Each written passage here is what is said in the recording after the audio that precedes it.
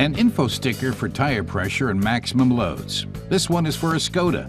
But how many of us check our own car regularly?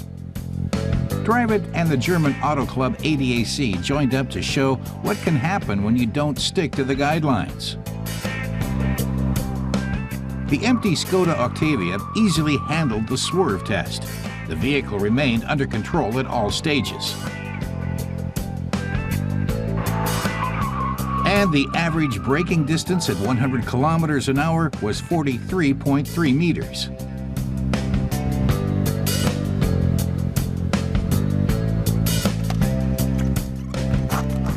Then, we filled it with all the baggage that a family of 4 would take on holiday. And we fitted a roof box. Repeating the swerve test fully loaded, the Octavia was clearly harder to handle.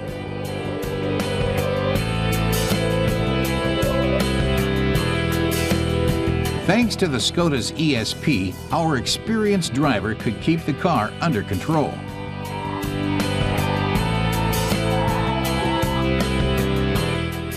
Then we decide to go one step further.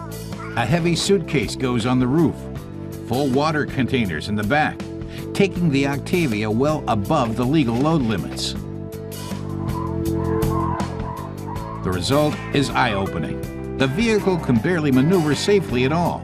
We see skidding and oversteering. The evidence all points to one conclusion. Stefan Giuliani of the ADAC says the empty vehicle handled extremely well, but the loaded vehicle was much more difficult to control. The ESP had a stabilizing effect, but the driver had to react forcefully. The overloaded vehicle was almost uncontrollable.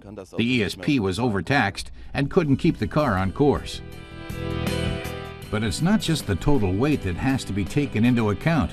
There's also the permissible axle and roof loads. All interior luggage should be secured with straps.